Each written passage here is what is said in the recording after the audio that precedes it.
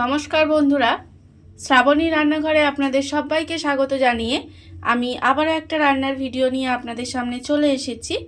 আজকের আমি আপনাদের গাজর দিয়ে একটা অসাধারণ পিঠে বানিয়ে দেখাবো।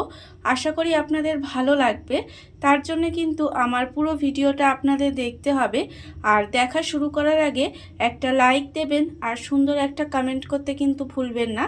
তাহলে চলুন গাজর দিয়ে আজকের আমি কি পিঠে বানাই সেটা আপনারা একবার দেখে নিন।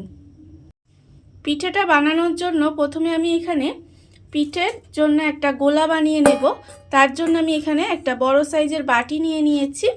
এবারে আমি এর মধ্যে দিয়ে দেব চালের গুঁড়ো।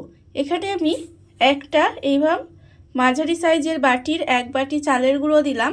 আর ঠিক ওই একই রকম বাটিরই এক বাটি কিন্তু আমি ময়দা দিয়ে দেব। এক বাটি চালের গুঁড়োয় আমি এক বাটি ময়দা দিলাম। এবার আমি এর মধ্যে দিয়ে দেব আন্দাজ মতো নুন। এখানে আমি আন্দাজ মতো নুন দিয়ে দিলাম। এবারে শুকনো উপকরণটা প্রথমে খুব ভালোভাবে মিশিয়ে নেব। এইভাবে শুকনো উপকরণটা চালের গুঁড়ি, ময়দা আর নুনটা খুব ভালোভাবে মিশিয়ে নিলাম। এবারে আমি এর মধ্যে দিয়ে দেব জল।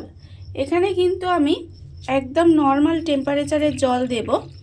দিয়ে এইভাবে একটা ব্যাটার তৈরি করে নিতে হবে। আর আমি একেবারে অনেকটা জল দিয়ে দেব না, অল্প অল্প করে জল দেব। দিয়ে ব্যাটারটা কিন্তু তৈরি করে নিতে হবে। অল্প অল্প জল দিয়ে ব্যাটারটা আমি এখানে রেডি করে রেখেছি। দেখুন ব্যাটারের ঘনত্বটা আমি আপনাদের দেখাচ্ছি। ঠিক এরকম হয়েছে ব্যাটারটা। আর এরকমই কিন্তু তৈরি করে নিতে হবে। ব্যাটারটা আমার এখানে রেডি হয়ে গেছে। আমি এবার এটা ঢাকা দিয়ে কিছুক্ষণের জন্য রেখে দেব। আর অন্যদিকে দেখুন আমি গ্যাসটা অন করে একটা কড়া বসিয়ে দিয়েছি। এবার আমি কড়ার মধ্যে প্রথমে দিয়ে দেব ঘি। এখানে আমি প্রায় 1 চামচের মতো ঘি দিলাম। ঘিটা আমার যখন গরম হবে তখন আমি এর মধ্যে দিয়ে দেব। দেখুন ঘিটা কিন্তু আমার প্রায় গরম হয়েই গেছে।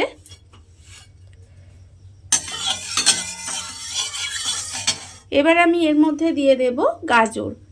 এখানে আমি দুটো মিডিয়াম সাইজের গাজর একদম ছোট গ্রেটার দিয়ে গ্রেট করে রেখেছি।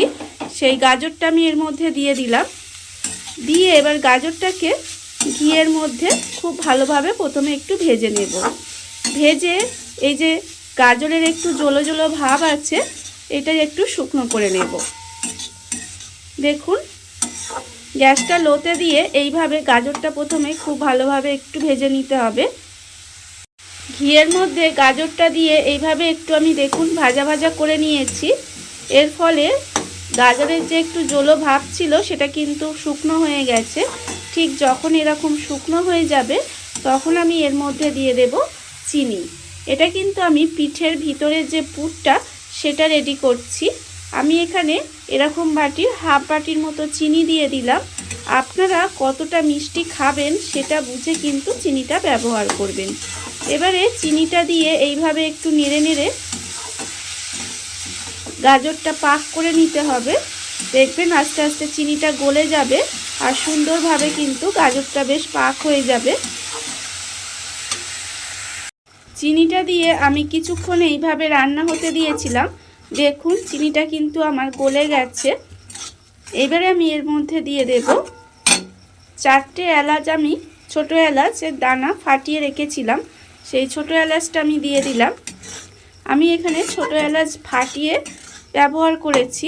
আপনারা চাইলে কিন্তু ছোটো এলাচের গুঁড়োও দিতে পারেন, তাতেও কিন্তু খেতে ভীষণ ভালো হয়। আর দেখুন এখানে কিন্তু গাজর আমার একেবারে সেদ্ধ হয়ে গেছে। এবারে এই যে চিনির রসটা, এটা আমাকে একটু শুকনো শুকনো করে নিতে হবে। তার আগে আমি এর মধ্যে দিয়ে দেব কিছুটা কাজু কিশমিশ। আমি এখানে কুচি করে রেখেছি, সেই কাজু কিশমিশটা এখানে দিয়ে দিলাম। আপনারা ইচ্ছা করলে কাজু কিশমিশটা দিতেও পারেন, আবার নাও দিতে পারেন। কাজু কিশমিশটা দিলে খেতে কিন্তু আরও ভালো লাগে। এবারে আমি এই যে চিনির রসটা আছে এটা একটু শুকনো করে নেব।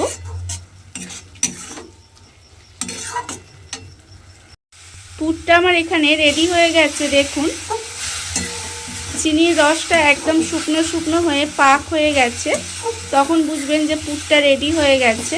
এবারে পুরটাকে আমি নামিয়ে একটু ঠান্ডা করে নেব। পুরটা আমি এখানে ঢেলে ঠান্ডা করে নিয়েছি। আর অন্যদিকে দেখুন গ্যাসটা অন করে একটা চাটু বসিয়ে দিয়েছি। এবারে আমি যে ব্যাটারটা রেডি করে নিয়েছিলাম সেটা কিন্তু আমি আর একবার এইভাবে একটু হাতা দিয়ে এইভাবে একটু মিশিয়ে নেব। দেখুন মেশানো আমার হয়ে গেছে। আর এবার কিন্তু আমি চাটুটাও এখানে গরম হয়ে গেছে। চাটুর মধ্যে আমি খুব অল্প সামান্য একটু ঘি দিয়ে দেব। এই পিঠেটা যদি ঘি দিয়ে বানানো হয় তাহলে কিন্তু এটা খেতে বেশি ভালো লাগবে। আপনারা চাইলে কিন্তু সাদা তেল দিয়েও বানাতে পারেন। এবারে ঘিটা দিয়ে আমি খুব ভালোভাবে চাটুর মধ্যে লাগিয়ে নেব। এইভাবে ঘিটা ভালো করে লাগিয়ে নিতে হবে। ঘিটা আমি খুব ভালোভাবে চাটুর মধ্যে লাগিয়ে নিয়েছি। এইবারে আমি এর মধ্যে এইভাবে হাতায় করে অল্প অল্প ব্যাটার দেব।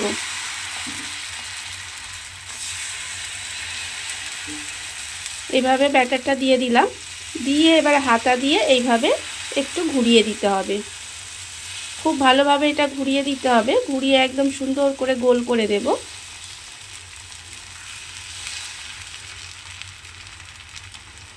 এইভাবে গোল করে দিয়েছি। এবারে আমি একটা ঢাকা নিয়েছি, ঢাকা নিয়ে এইভাবে একটু ঢাকা দিয়ে দেব। ঢাকা দিয়ে আমি প্রায় 10 থেকে 15 সেকেন্ডের মতো একটু হতে দিয়েছিলাম। এইবারে আমি আপনাদের ঢাকাটা খুলে দেখাচ্ছি, দেখুন ঠিক কীরকম হয়েছে। দেখুন যখন দেখবেন ঠিক ওপরটা এইভাবে সুন্দরভাবে শুকনো শুকনো হয়ে এসছে, তখন আমি এর মধ্যে পুরটা দিয়ে দেব। আর পুরটা কিন্তু আমি এখানে এইভাবে দেখুন এক সাইড বরাবর এইভাবে লম্বালম্বিভাবে দিয়ে দিতে হবে। আর আমি কিন্তু এটা এইভাবে ধারের দিকেই দেব। দেখুন সুন্দরভাবে পুরটা আমি দিয়ে দিলাম। এইবারে আমি পিঠেটাকে এইভাবে 4-5টা তুলে নেব, নিয়ে আমি এইভাবে সুন্দর করে ভাঁজ দিয়ে দেব। দেখুন কত সুন্দর হয়েছে পিঠেটা। পিঠেটা আমার কিন্তু রেডি হয়ে গেছে। এইবার আমি এটাকে তুলে রেখে দেব। তুলে রেখে দিলাম। আর আবারও কিন্তু চাটুটায় পিঠে বানানোর সময় আবারও খুব অল্প সামান্য একটু ঘি দেব। ঘি দিয়ে তারপরে কিন্তু আবার এতে ব্যাটারটা দিতে হবে। আবারও অল্প একটু ঘি দিলাম। ঘিটা খুব ভালোভাবে লাগিয়ে দিয়ে তারপরে কিন্তু আমি এর মধ্যে এইভাবে আবারও ব্যাটার দেব। আর ঠিক এইভাবেই কিন্তু সমস্ত পিঠেগুলো আমি বানিয়ে নেব। এইভাবে ব্যাটারটা দিয়ে দিলাম, দিয়ে আবারও এইভাবে গোল করে দেব। সুন্দরভাবে গোল করে দিতে হবে। গোল করে আবারও কিন্তু এটা ঢাকা দিয়ে দেব। দিয়ে ঠিক একইভাবে আমি সমস্ত পিঠেগুলো বানিয়ে নেব। দেখুন বন্ধুরা, বাড়িতে থাকা কত অল্প উপকরণ দিয়ে কত অল্প সময় কত সুন্দর একটা গাজর দিয়ে পিঠে তৈরি হয়ে গেছে, আপনারা দেখতেই পেলেন।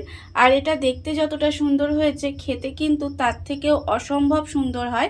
এইভাবে একবার হলেও বাড়িতে বানিয়ে দেখতে পারেন। আর এই ভিডিওটা যদি আপনাদের ভালো লেগে থাকে, আপনারা যদি ফেসবুক থেকে দেখে থাকেন পেজটি ফলো করে দেওয়ার অনুরোধ রইল। আর যদি ইউটিউব থেকে দেখে থাকেন চ্যানেলটি সাবস্ক্রাইব করে নেওয়ার অনুরোধ রইল। তাহলে চলুন ভিডিওটা আমি এখানেই শেষ করছি। আপনারা সবাই ভালো থাকবেন, সুস্থ থাকবেন। আবারও হাজির হব নতুন কোনো রান্না নিয়ে।